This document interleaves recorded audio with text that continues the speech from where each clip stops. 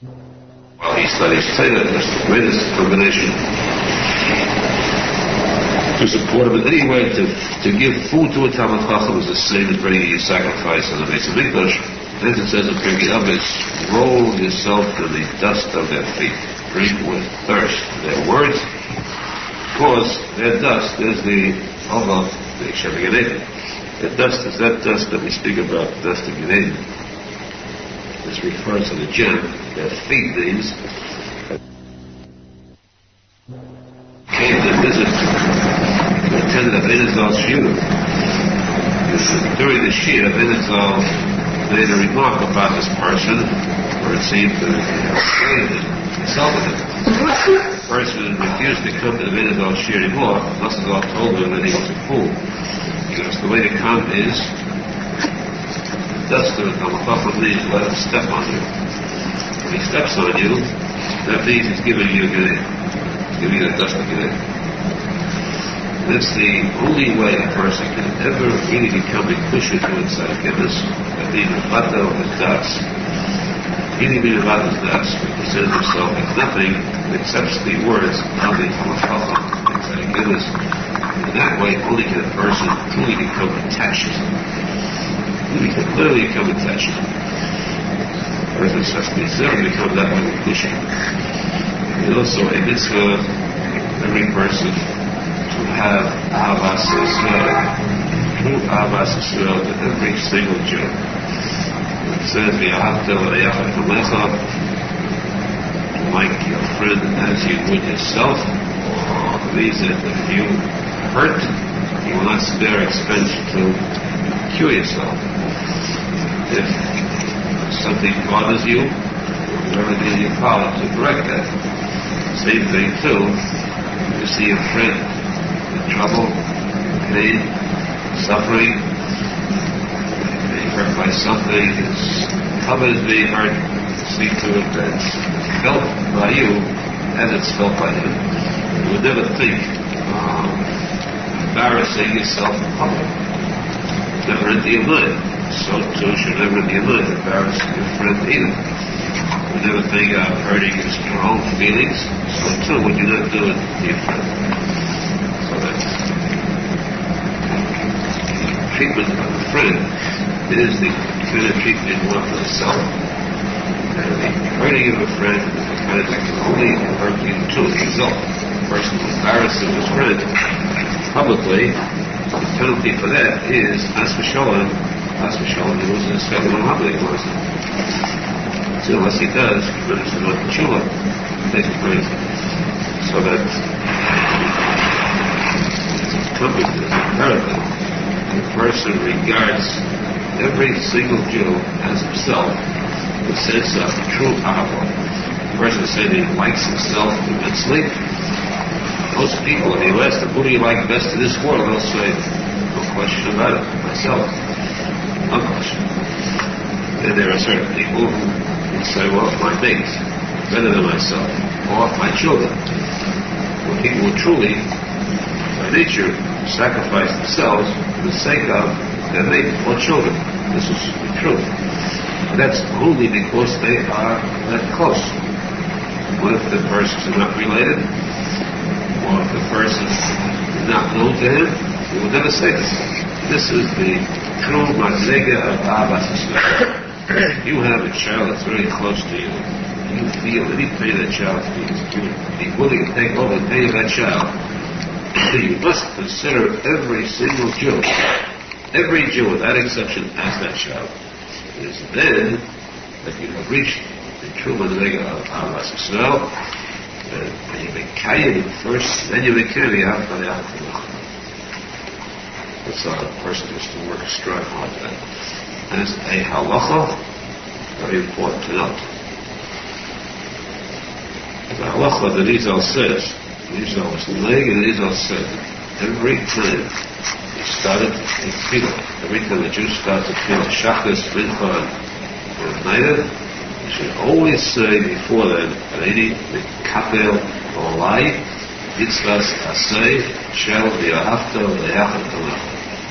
Just like we say, Reini, Mikasher, before davening, should always say, Kabel Olai, Mitzvahs Asay, Shel B'Yat, V'Yat, V'Nachon. If I take upon myself the fulfillment of the mitzvah V'Yat, V'Yat, V'Nachon. That way, besides the mitzvah itself, then the tefillah is discovered. Which more so your tefillah is accepted by Hashem. You say to Hashem, I am now part of the tzibur, not the tzibur of 10 people a million, tzibur of 600,000 Jews, basically, 15 million. Basically, 600,000 Jewish neshamas I am now part of them because I am a kayan mitzvah Aharon Steinhartz. And Arizal says we should always say before the davening, Lady, Kabel, Olai, Mitzvahs Asay, Shel, V'Yahafta, V'Yahafta. It's very easy on the heart. They say that in addition to, prior to, before you say, Mini Mikasha Asmi Tulasi, Chol, Tzadikim, Amitim, Shalelu, Chol, Tzadikim, Amitim, Shechli Afor, Nation, Shabbat Sinu, Frat, Benai Kodesh, Tzadik, Yisrael, Nachal, Begin, Chachman, Menachem Mendel Schneerson, Mizrachet, to a true Itzikashus, thereby to receive the brachas from Hashem. Isha, the Tara, leads to the Yerushalmi.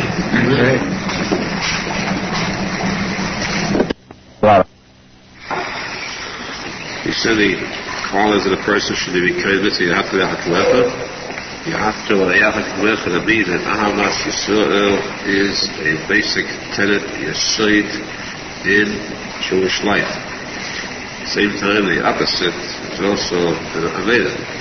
One who dislikes a Jew, who hates a Jew in his heart, not showing it out. In his heart, he feels a hatred, a dislike towards another Jew. He's either in a leisasa. My sister is a chicha bo'arecha. Means you're not allowed to hate a Jew in your heart. If you have a reason for it, then that's supposed to be so. The person committed something wrong against you, you're supposed to speak to him, ask him, why did you do this to me? Why did you commit this crime against me? If the person realized it's wrong and he asked for chila, he's supposed to have a kindness in you, not a sadism, not a coldness, but a softness in the heart to forgive when a person asks forgiveness. Ahavat Yisrael, Sinner, is, as the Mishnah says, you should have Ahava towards the Chachamim and Ahava towards the Talmidim and Ahava towards the Amei Ha'aretz, towards all Jews. Only one's word says, V'sanecha Hashem Esna. Hashem, I dislike your enemies, I hate your enemies. Those are the Abikursim who try to mock religion, speak against heaven, against religion. Those are the ones that it is permissible, mitzvah to hate. It says that this is permissible to hate. I dislike them. Because those are the ones that there's no use trying to persuade otherwise. Otherwise, all Jews, regardless of how religious they are, how learned they are, how little they are, must have Ahavat Yisrael to all of them. And the Gemara said that no matter what a person has done to him, a person has done wrong, not just in oral action, verbal, but physically, even if he has stolen from him, hurt him physically, the person is forbidden to follow to Hashem, and Hashem should punish them. He who dabbles to Hashem to punish another Jew, he himself is punished in heaven. We find that the Gemara says in the case of Sarah Min. Sarah said to Avraham, Yishpad Hashem b'ni v'necha. Hashem should judge between us. And we find that, more or less, we see that it's definitely wrong. There's a whole place in Arizal with him. Right there, we're asking Arizal to read him, question whether it's permissible to go Spell Hashem, see him, ask for the downfall of their enemies. Nosson said the downfall will come by themselves. Hashem sees all, and better that we should be than in nothing. The whole reason here is that When a person is an tzaddik, he harasses, persecutes, oppresses another Jew, he is the tzaddik. The other Jew is the oppressed, the nirdam. Hashem always takes up the part of the nirdam, one who is the oppressed. Even if the oppressor is a tzaddik, and the oppressed is a rasha, Hashem will always take up the part of the bottom, low. So, Rosenfeld said, why should we do this problem? We'll become the ones that are harassing them, to whatever means, to the tefillah. Better let's sit back passively. Hashem will take up our part automatically, and then we'll enjoy victory as was the way it turned out eventually. What then could a person do? He is allowed to. He's being hurt by others. He's allowed to take them to court. He's allowed to sue them the earthly court. He did be claimed to the heavenly court for tefillah. He is permitted, and he should, summon this person in the business shalmata, lower court. Of course, if that person is not religious, refused to come to a bezdin of rabbis, then the bezdin of rabbis gives special permission for this person to be able to sue them in a non-Jewish court. But before he gets that special permission, it is a major crime to ever sue a person in English court. The person must go to Hebrew court, and then he is free to continue action in a non-Jewish court. A person who sees another Jew committing a sin and going in a path that's not righteous, it's a mitzvah to lead him back on the righteous path. It's like an animal who strays from the path. You're supposed to lead him back to the right path, and when doing so, you're supposed to be very careful with the way he says these words of Musa. You should not tell it in publicly where you become very embarrassed. You should also tell it in a soft tone of voice that will be accepted, be absorbed, and taken with Aharon. The person that's on the Teshuva, it's a person who makes a good show, takes an effort to, through mitzvah, that person takes a nosson, brings it back to the right path, makes it Teshuva, brings it back to Hashem. It is the biggest nachas ruach. The heaven, the biggest kiddush Hashem is possible. We should be zecher to do this mitzvah, to reprimand, to force mitzvahs, and to be sefer. Sefer means the closest friend. The closest friend is yourself. We should be zecher to tell ourselves, talk to ourselves properly, induce ourselves, persuade ourselves, arouse ourselves to become closer to Hashem through our yirah, and then we will have perfected ourselves and be fit to start telling others they too should return to Hashem. Bring about the true kiddush Hashem. The last item we spoke about in reference to midas is that a person sees his friend committing a sin or doing something wrong, the mitzvah to bring him back, correct him, but he should tell him, reprimand him, tell him about it privately. He should not do it publicly when he embarrasses him. At the same time, if he does not do this, if it's within his power to stop somebody from doing a sin, he's charged with this sin if he doesn't stop that person. Same thing if he's in charge of a city, community, and it's within his power to stop them, he's charged with it. The Gemara says, "Rav Azariah is a nasi," and somebody who did something on Shabbos, somebody's cow did something on Shabbos that was wrong. And it says, the Gemara says that there was Rav Azariah's cow that did this thing on Shabbos. How can we say it was his cow? Yes, it was, because he could have stopped that person from committing that sin. Therefore, he's charged with as though it was his cow, as though it was his act. So the head of a generation is mispas. He has to pay for the sins of the entire generation. The Lord says too that in the case of a person who kills someone, death penalty. If he kills someone accidentally, then there's a special din of Odi Miklat, special 6 cities of refuge, 3 in Israel, 3 Transjordan, which is also Eretz Yisrael, regardless of what the PLO says. shortness of Yisrael, because of what Chusay Yamach Shulay. All the rest of them say, Eva Hayadein was given to the Jews, was given to 2.5 Shvatim. So in Eva Hayadein they had set aside 3 Orei Mikvah, which means 3 cities of refuge, and 3 in Eretz Yisrael, a total of 6 cities of refuge in case a person killed accidentally. He could flee to these cities of refuge to save himself from the relatives of the victim who might want to kill him. But that wasn't the main purpose of these cities of refuge, though they were made for that purpose initially. This was called Gullus.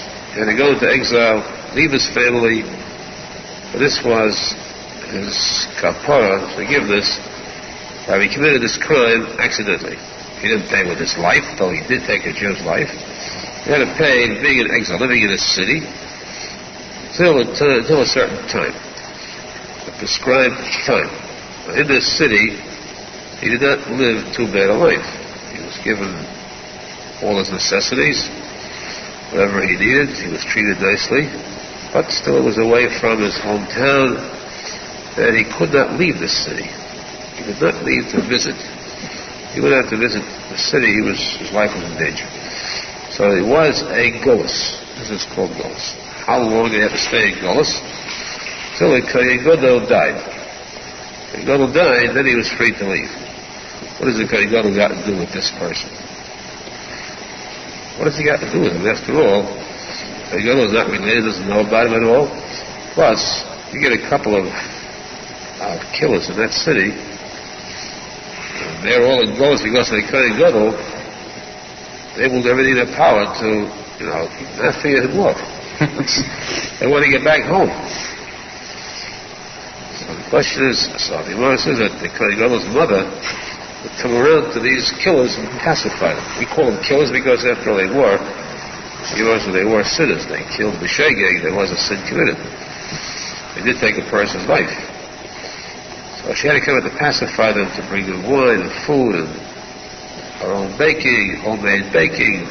Children, be nice boys, don't do anything rash. Above all, she said, don't daven too hard. When you say tachlon, the month of Iyar, don't say that word which would kill my son, the Kohen Gadol. The Gemara asks, what's this?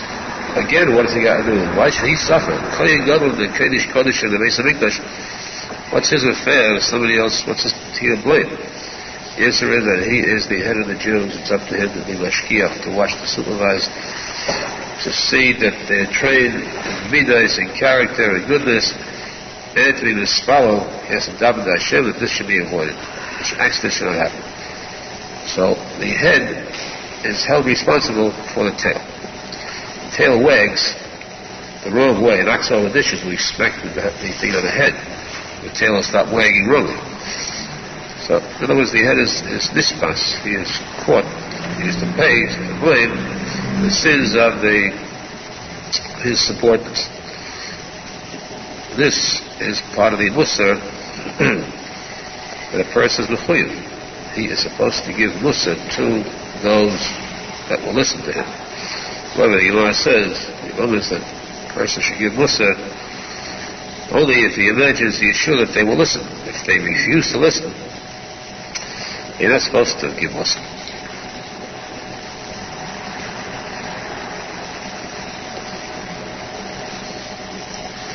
You're not supposed to give Musar if they refuse to listen, because just as it's a mitzvah to give Musar to one who does listen, it's a mitzvah not to give Musar to those who will not listen. There's a whole discussion in Shulchan and Hilchos Yom Kippur about this, about exactly where and when, what cases a person should give Musar. Hilchos Yom Kippur about a din of not to eat after a certain time. The shadow about mitzvah that I saw, mitzvah ksuba taida, mitzvah abuna, where a person, if it is, as it is written, says here that you know they will not listen, don't give Musar. In that case, what happens if people on the following Shabbos they won't listen, they do other sins? That means sit back and watch them break every law in the Torah and finish it. You can't let the Torah just go that easily.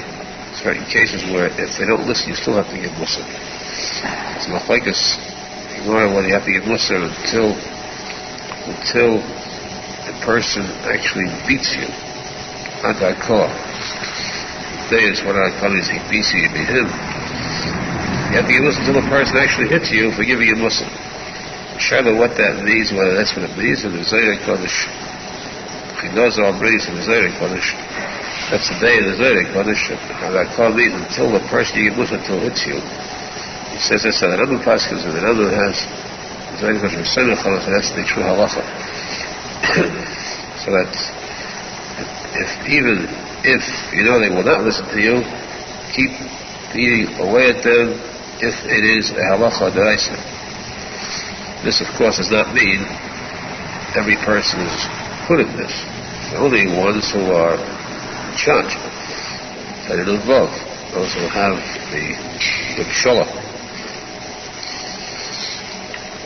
As it says too, give mussar to a chacham, one who is wise, he will like you. Give mussar to a fool, he'll hate you.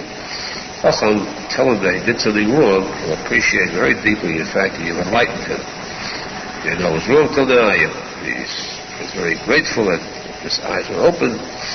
A fool enjoying his freedom, what do you got to spoil it for him? Until now he had pleasure. Now he's going to have his conscience bother him too. Let him alone. And the fool refuses to listen to mussar, and he'll criticize you or he'll retort or anything you say to him. In any event, all these are spoken of as not embarrassing. A person must not, at all costs, should be avoided. It's never not to give mussar so much as to accept mussar. To learn words of mussar, they should penetrate into our hearts. We should accept them and fulfill these words of mussar. The name of the Hashem, the emes, the ahava, the yiddah, b'leiv v'sholem. Arizal, living every day, according to the Vedas of all. Today we continue. We're on a series of dinim that pertain to midos. We finished the tefillah. Midos, quoting mainly for the Rambam. Today's item in particular is the Gemara states that it is so serious a sin to embarrass a person publicly, that's considered one of the worst possible sins of the Torah. As a Shaila Gemara brought whether a person can actually lose his Gan Eden permanently for this. Tosfos says it's not that serious a punishment, not that severe, but still the fact that the Gemara says a person goes down, they get him way down, you can understand how serious this is. The Gemara says a person should rather go into a burning oven than to embarrass somebody. What's meant by this is very simply that embarrassing somebody publicly causes that person's blood to be spilled. There's no difference whether the blood comes outward from the body or it falls back, is spilled back into the body. The person's face turns white, that means that the blood is drained. When the blood pours out to the ground or back inside the body, it's the same shvichas damim. He's spilling his blood. And shvichas damim, there's a din that yehoig v'yavad, a person should die rather than be committed. Therefore, a person should rather go into a burning oven than to chas v'shalom be guilty of embarrassing someone publicly. Now, if it is necessary, a person committed a sin, a person is committing sins. Each Jew is responsible for his neighbor, for his friend, for his fellow Jew. Then he should tell it to him privately. He should give him this mussar privately and not openly in public, so also not to embarrass him.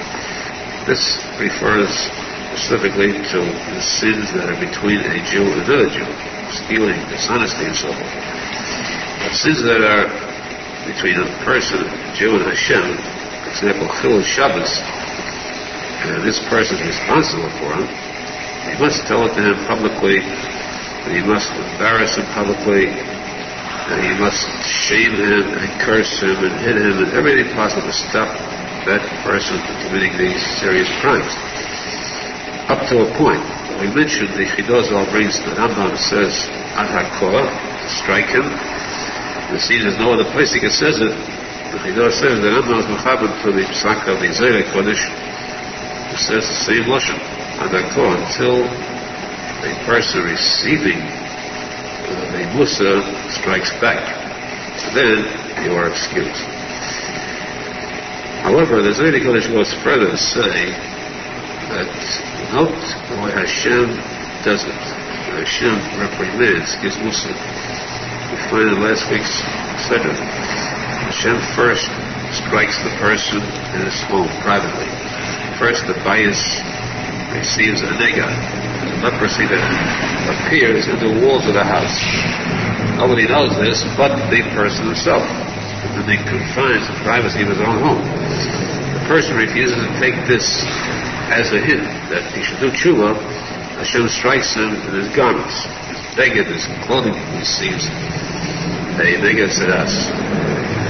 He still does not take this hint, he still doesn't do tshuva, and Hashem strikes him physically, where he gets a neged in his body. If afterwards the person is still arrogant, is still stubborn, he refuses to accept Musa, then Hashem lets him alone. This is the derech of Hashem. He still refuses to take Musa. Forget it. Hashem is not going to be put in controversies, battles with a person. These are the attempts of heaven to awaken a person. The Torah itself cries forth to those who committed sins to come back. After a certain period of time, the person refuses, and we leave him alone. Therefore, the Zohar Kodesh is standing with a person to giving him Musa. There's a limit. Musa to a certain point, you see that this person is adamant. He's immune towards a Musa. He's not the Chacham who likes Musa, but let's please nigga. Don't give Musa to a let's, to one who mocks you, because he'll hate you for this Musa, and leave him. Let him go in his bad ways. But the Balakel, the master of the vineyard, destroy the thorns in his vineyard. Let Hashem take care of the rest. If a person had someone committed wrong against him, he doesn't want to give this person Musa. He doesn't want to speak to him at all about it. In his heart, he forgives him. That's permissible. It's permissible, but it's also midas chassidus. Immaculate tzadik. Because Torah is particular only about the person who keeps or retains in his heart a sinner. A sister is a chichabol of you're not allowed to hate another Jew in your heart. He has something against him, tell it to him, get rid of that sinner. You're not supposed to have that sinner in your heart.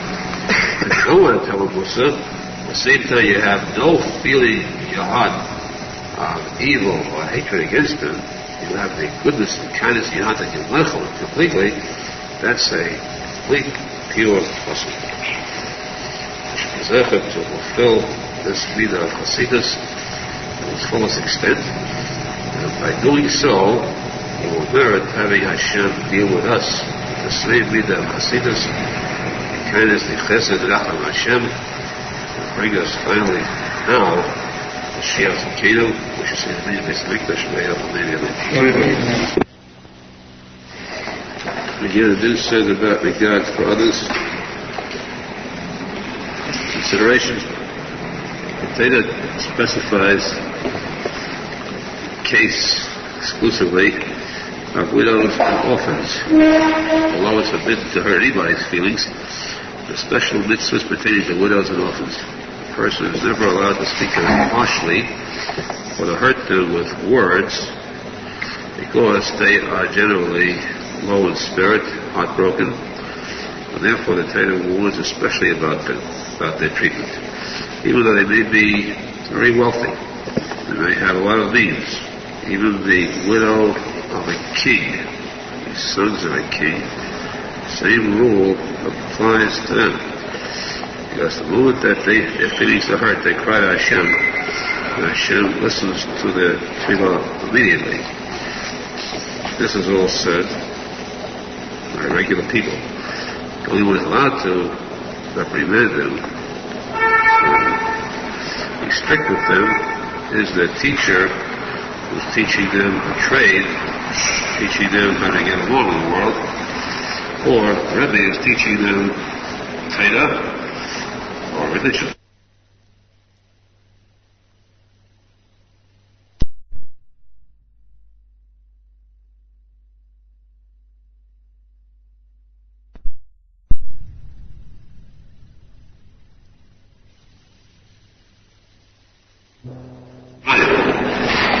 Still, in the case where they should try to conduct themselves with them with a light hand, with a lot of kindness.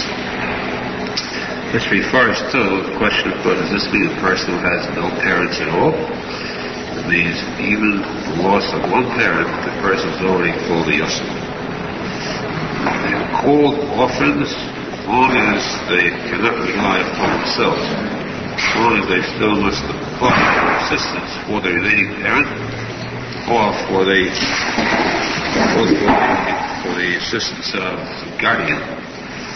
Otherwise, you can have a poor orphan at the age of 75 and say, don't talk to me harshly. He lost his parents 50 years ago, he's still an orphan. He can change.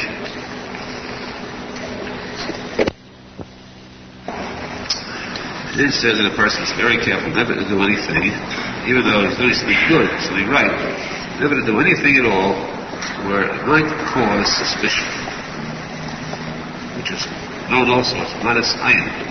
When you're doing something where a person might think you're doing something wrong, even though you're doing it's perfectly right, it can cause suspicion, cause others to lead them to have a bad feeling against religion or against this person, then it's wrong. As, for example, we found a kohen who would go into, take off the tefillah, take off the lishka, he would one side with a coat, a jacket, that had no pockets. Because there should be no chashad. You should not suspect him of stealing anything. Even though he's a kohen, he's there's no question of it. Yet, the posek says, "V'yisem nekiyim v'Hashem v'Yisrael." You should be pure in the eyes of Hashem. Fine, Hashem knows what you're doing is right. The Jews too cannot read your mind, cannot be given room to suspect you. So, a person say, "Gabbai of tzedakah," he takes the money, he should be careful that they should see he's putting it into a special place. He doesn't just put it into his wallet or his pocket, and maybe this person is taking it for himself. That thought might just pass through their mind, that he's got to watch out for. See that there's a separate place for the stuff of money for his own money. And of course, the Midas Chassidus, the Amanat Tzadik, was one that we learned that he always kept it separately. Whenever there came a question of mixture, he'd always give the benefit of the doubt to Stucker. If he had his money mixed up with Stucker's money, that was the end of it. They all went to Stucker. Which, of course, they wanted that there were a lot discussed about that. The Midas Hasidus is proper for a person to try to go through life without accepting gifts. And gifts are in the family, friends, the person wants to get. It's a matter of showing signs of friendship. Yet, if the person can possibly go through without accepting gifts to show that he has bitachon in Hashem, anything he needs, Hashem will give him, and not others. He will not have to rely upon gifts. As it says, "V'seinei matanos yichya." Those who hate matanos, they will live, despite receiving gifts. He wants that there was cases where giving truma to a kohen, bringing the kulam to a kohen,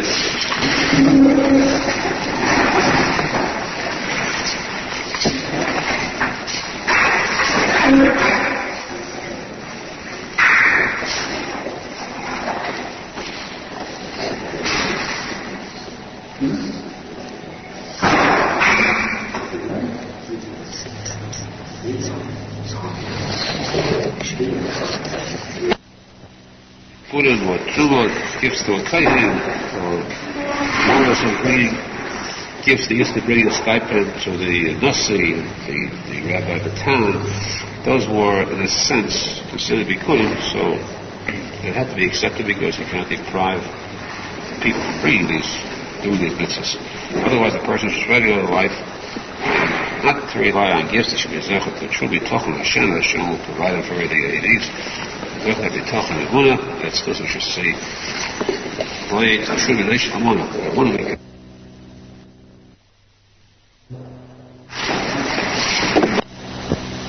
Two specific major avos, major sins, major means, really major.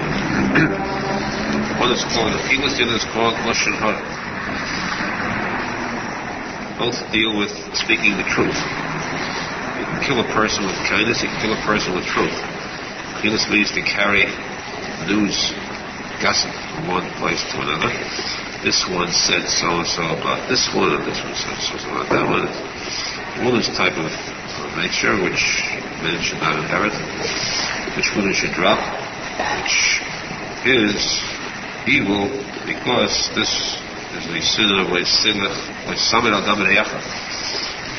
Not carry gossip because it's like spilling the blood, not stand by the bloody of friend as he is spilled. This posek is said right next to the posek of Selachachim. Teach us what can happen if you bring, this is called squealing. We see the whole story we had with Doeg, Shaul HaMelech, and Achimelech, Kohen, gave David HaMelech the sword of Goliath, some bread. Doeg went and told Shaul HaMelech about this, and he went and killed the city of David. This started a chain reaction of killings and deaths. Years and years later. All this because somebody told out, and keep a secret and told. This lay somebody al Damayach. I got up there saying, this is a different topic, but we're running a topic on Friday nights. In a shchita, it says you have to have two things. You have to have a mincha and a muchzik. One of those, the din of shchita is among them. Muchzik is qualified. But the din of eating food, it means you're killing an animal. Why? Because it's permissible to take a life of an animal, eat that meat, because you're doing the animal a favor. Why are you doing it a favor? Because animals are chai, and they're at a higher level, so you're elevating the animal to a higher level. So once said to a shechet Amoritz, he said to him that your shechita is a big sin. Like your shechet. It's putting the blood of your friend. These animals are your level. Amoritz is the same as an animal. Here, this is spilling the blood of humans by speaking achilas. And we see this in the case of Shaul HaMelech and David. There is, however, still a bigger matter than this. Put in the same law as the Halacha, that is the Isa Lashon Hara, one who speaks badly about his friend. Himself tells about his friend things that are bad, though they are true. He says lies, it's not Lashon Hara, it's Shemina. Lashon Hara is one who says this is what this did, this is what his parents did, this is what his family did, this is what was done, this is what I heard about it, and so forth. He speaks things that are very degrading, very derogatory statements. About this, the posek says that may Hashem cut out the tongues of those who speak badly about others. One who accepts Lashon Hara, listens to it, not speaking, just listening. One who listens is even worse than the one who tells Lashon Hara. Because he helps to bring about the destruction. Lashon Hara, the Gemara says, kills three people. It kills the one that speaks it, the one that listens to it, and the one that is spoken about.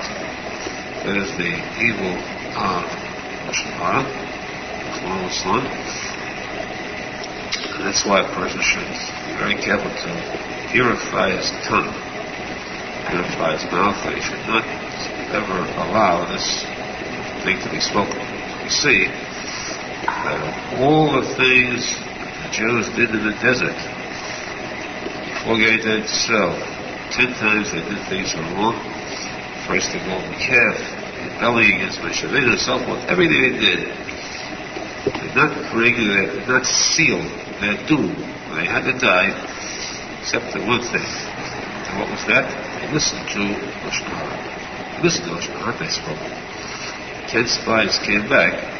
They spoke Lashon Hara against land, against earth, against stones. Not even a live thing, the karka. Because they listened to this Lashon Hara, this sealed their doom. They all had to die. We see that there is so serious an item as Lashon Hara. The Gemara says there are different levels in Lashon Hara. Bad talk, how bad does it have to be, and how light does it have to be. And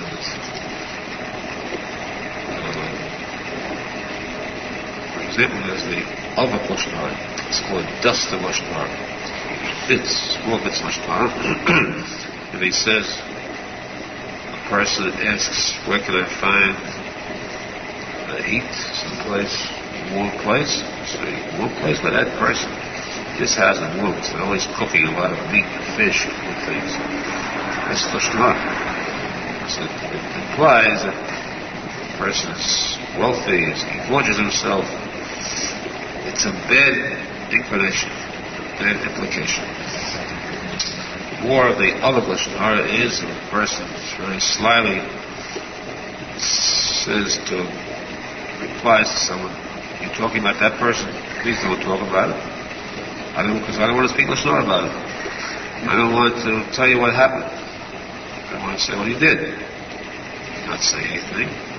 Just implying, just hinting. That's other Lashon Hara, just the Lashon Hara. Or if he says, he says good things about it. This person, he's so good-natured, he's so kind. He knows if he says that, it will bring out an adverse reaction. He'll say, he's good, he is. So he does this schemingly to get the others to come up with the opposite. Thereby, against his pleasure, he got the Lashon Hara out. He brought it out. This is the way a person leads to Lashon Hara, to chalaseish, to lightheadedness, to lightzonus, to joking around, brings about to joking around, of course, brings about to a lot of yisurim. The worst yisurim comes from joking around too much. So there are different ways that this can be done. And a person can speak Lashon Hara also trickily by pretending that he's speaking not the intention of speaking about a regular case, a business case, telling you a story, meanwhile he sneaks inside some things that pretending to have said them in a normal manner, but knowing this will register in the mind of the people listening to. This is Lashon Hara too. These are items that a person should be aware of, be careful of, because there is no greater evil than Lashon Hara. A person should see to it to purify himself in order to be considered as the group that the Shekhinah will accept.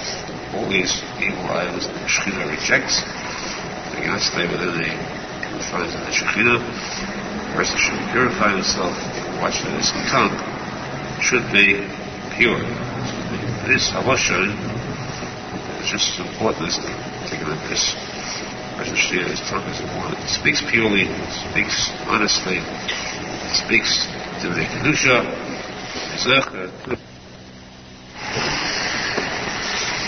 We continue the topic of midas teves. Person says that dafka boy must attach yourself to Hashem. How can a person attach himself to Hashem? Hashem is shvei kaviyachol is the ish. The answer is nothing but midas. Midas of Hashem are chesed, kindness, rachman. Now we went through the 4 kitas, the 4 groups that the Shekhinah refuses to accept close to itself. Now the Gemara tells us that there is an Easter of Lysikon and Lysita. You're not allowed to take revenge. Two types of revenge. Lysikon means that you're not supposed to do to someone else the same as he did to you. A person refused to do you a favor. The time comes he needs you for a favor. You're not allowed to say to him, I have my chance now to take revenge for you. I will not do a favor to you either. Lysita means you're not supposed to take revenge in words. Eat his heart out. You ask the person for a favor or for a loan, he refused. He turned you down. He comes to you, you say, now's my chance to take revenge. You want a loan from me? I'll give it to you. To show you what the difference is between you and myself. And you're so cheap and you're so bad. I'm not like you. This too is Lysita because you waited for the chance to at least avenge his act in the words. Now the Chassidus of the Law says that if a person wants to really take revenge from his enemies, what should he do? Let him seek to improve himself, become a bigger masmin, learn more Torah, do more mitzvahs, than a person ruchnius and begashmius. This way, your enemy will feel very badly about the fact he sees you're so perfect. You have such a good name, so he'll feel badly. That will be the best revenge you can get against him. But if he hears that you're doing bad things, he's very happy about the fact that you are falling, you have a either.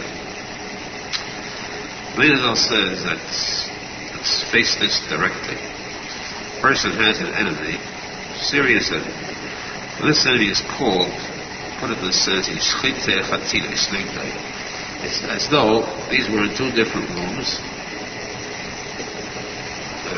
In between there was a long tunnel. The enemy is trying to attack. The enemy is digging to get to you, to attack.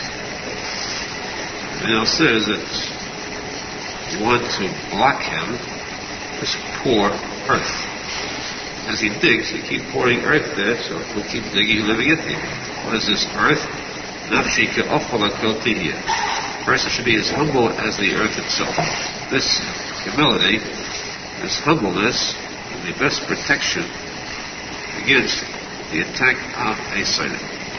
In addition, Menachem says that the highest degree, biggest suffus a person can get is to have someone embarrass you and to remain silent. This is the pshat. Daim la Hashem eschelolai. Daim means to be silent. If someone is embarrassing you, daim. Like Shemesh Pegimai daim, Zayin Kodesh says, sun, which keeps on saying Shida. When Yeshua stopped the sun, he said, sun, remain silent. That way the sun stopped revolving because it stopped speaking. Shida. Give to Daim la Hashem, be silent. Be silent for the sake of Hashem. Because this silence will be the biggest aliyah for yourself. Why is it a big aliyah? Because the person should always look ahead to the future, upwards, to an aliyah he could arrive at. In this sphere, the person is supposed to climb, elevate himself one sphere to the next. He begins with, of course, the first step. The first prerequisite is emunah. It's the malchus, the lowest sphere. But Emunah can go up higher and higher. What does he have to reach? The highest sphere of all is Keser. The Shem Kodesh for Keser is Shem Ekir. Shem Aleph K and K. This is the Shem for Keser. This is what he's got to reach. What is this Aleph K and K? Aleph K means I will be. Looking forward to I will be. I will arrive. I will reach that. How does a person get to the Shem Keser? There are different steps. Go through life. Work and struggle and Teda, Midas, and Mesiras Nefesh, whole lifetime. There's a way a person can get it immediately. One step is Kifa Achas.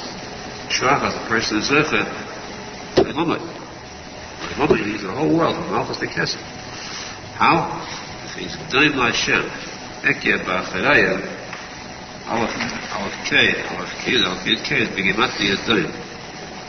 Why is he not Yadayim? Because the name is done. A done. A his blood is spilled because he's embarrassed, is zecher to this shem agif achanai. That's what the Tikuney Zohar brings. The Tikuney Zohar says that Pshat is mentioned many times, but it's appropriate here. Tayyib Shabarayfim Legehenim. Tayyib Shabarayfim Legehenim, Tayyib Pshat means that the best doctor is the worst Rasha. He's the Shutav Adam al-Hamabas. Moses is very busy, he can't handle himself. So he has a doctor that's helping him. Well, there's doctors, what they gave, we go to get. But that's a doctor Begeshkias. How about a doctor Benuchlias? Well, this is one who helps a person to reach a high Madrega. The thing is, Dr. Benuchlias is one. Imagine a doctor who can make a person go to this Fidas Akesa. What kind of a great person that is. Who is this person that can do that? Who's this Tayyib Shevarei, the best of these spiritual doctors? Is one who embarrasses you. Shmichas Dom. He embarrasses you, and you are doing, you remain silent, you go right to top, to Muhammad. So the person he embarrasses goes up to the top of Muhammad. This Teshuva, and he cured a person, he sent to Kesed, he goes to Gehenna because he's Malvin. This is the key, this is the greatest key possible, the suchus. The person who is left in his name Hashem, not to answer back, not to retort, not to reply. And much more so, this is not enough, of course. That's no trick. A person can keep his mouth shut and make a machzor appear. The real is that the Libi Chol B'Kiri, the Dam Shebalev has to be pure. Dam Shebalev pure means that a person is left this Madrega, you don't get the kesser so fast, just because you keep quiet for a second. It's very easy price to pay. The thing is that you have to be able to take this in the heart too. The whole Torah Menachem speaks about the klipas niga on Tomei and Pantai. The person is embarrassed. He's not supposed to just say "Oy" and publish that person's DDT. But he's supposed to say in his heart, "I feel nothing. Mamish don't feel. I have nothing against that person. I have no cast, no harsh feelings against that person who embarrassed me." This is the shtika shmulei. The person is after that madregi, he's after these things like Kesed, the true aliyah, the way there's Hashem. This is the ikid of the midas. Actually, Arizal says that kas is tayyip nafshe di'apay. There's nothing that can tear apart, rip apart the neshama like the midah of kas has a show where all the mitzvahs later on go to the wrong side. So we should be zeichet to fulfill these midas as we learn them. Trying to fulfill the midah of Misha Yetzer, the worst Yetzer Hara Shulei is kas, every Zohar. Secondly, to be zeichet to really accept even the hand and love of Yam Olam. Be from that koyach, the gibodim, who can receive insults, embarrassment, not to be idle, not to be malam, not to retort back, to give back, remain silent, accepted. These are saints Hashemish B'Galasa. This is the koyach of Shemish, Chachma. This is the koyach of true kedusha remains Hashem. That's a chus which is able to see the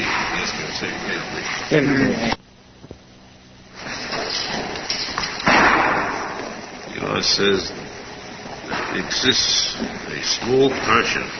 Small parsha means a small phrase. A few words in the Torah on which the entire Torah depends. Which means that every mitzvah in the Torah, everything in the Torah is connected with this phrase. The phrase is posek in Mishlei, Chol Derechecha De'ehu. All your ways know Hashem, which means that even in your ways, even in matters that are physical, not spiritual, even there, you're doing things for the sake of your body, materially and physically. Know Hashem, do these things too for the sake of Hashem. Example, eating, drinking, walking, sitting, lying, arising, marriage, speaking, all these are physical acts. They should all be for the sake of Hashem, or something which will bring to the Avodas Hashem, serving Hashem.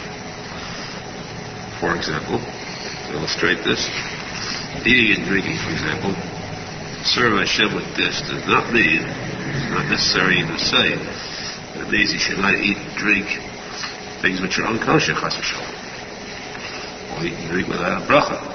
This means even those things that are permissible with the bracha, it's time to eat. If he was thirsty and hungry, if he ate purely for his own pleasure, because he had pleasure of satiating his hunger, his appetite, then it's not the proper way to eat and drink. This kavanah, eating and drinking, should be in order that he should have strength, give strength to his body so that he can serve Hashem in doing mitzvahs. It's the reason why he eats. Therefore, he should try not to eat specifically those things which he has a title for, a desire, like an animal. You should eat especially those things that honestly will help him to serve Hashem, which means those that are good for the health foods and so on, which are not that tasty. And of course, this item actually is relative. Each person has his own degrees there. You cannot compare one person's appetite with the second person's appetite. One person maintain his appetite, contain his appetite to a point where, without any difficulty, he could be eating for the sake of strengthening himself. He doesn't have any desire for food. Another person, to control even a fraction of his desire for sweets or things like that, is a big avodah to him. It's a tremendous sacrifice. So you cannot compare two people in this case. Each one is created with a different type of Yetzer Hara, a different type of physical makeup. Each one should try to do more than he is doing in eating, drinking, to serve Hashem with this food. There are some people who, before they eat and drink, they say that I'm now going to eat and drink so that I shall be healthy and strong to inhibit Hashem. Just like we say in the Kasha asked me before, davening, there are some who do it before eating too. They do it b'shmor, b'shemitz. Sitting, rising, walking, all these actions, physical actions, using the avid of the body. How? This does not mean, understood, does not mean you should walk to a place where there are sins being committed. You should sit in a group of people who joke or mock religion, or who speak Lashon Hara. You should not walk in the ways of the wicked. This means even to sit among the righteous, to stand among tzadikim, to go in there, nice, to walk in the right path. He should not do it for his own pleasure, his own kavod. That too is wrong. He do it for the sake of Shem Shemayim, the sake of Hashem. If a thing like this, the Gemara says, a number of places, if in a case like this, doing these things, going in a place where there are tzadikim, which means going to a base medrash, going to perform mitzvahs, to go collect money for stuff, things like that. If he finds that he tries and he could not do it completely the Shem Shemayim, for the sake of Hashem, he's doing it for the sake of, he wants a little bit covered there too, or whatever other self-gain is involved. You can't control that. Should he sin or not do it altogether? If you avoid doing something with the wrong intention. You notice in a case like this, if it's impossible to avoid that wrong intention, do it anyhow. Go learn and go do mitzvahs with the bad intention. With the intention which is on the left side. The right side is the good side, the left side is the wrong side. Do it with the left side intention. Side smile. Smile. Let us smile stand for Loy L'Shmo. Do it Shalom L'Shmo. Because then, if you do it that way, but the act itself is a mitzvah, even the kavanah is not, you will reach a point where your kavanah will become lishma. So it's worth the oil being on it, always. Yes, like Adam and Teda mitzvahs, the person should be Isaac, partake in Teda and mitzvahs, even shalei lishma, even though his kavanah, his motive is not a pure one. So anyhow, because eventually, continue doing Teda mitzvahs, the Teda mitzvahs themselves will enlighten you, will bring you out to the light, to perform them later with kedusha, dafka l'shma. So too the person going to lie down.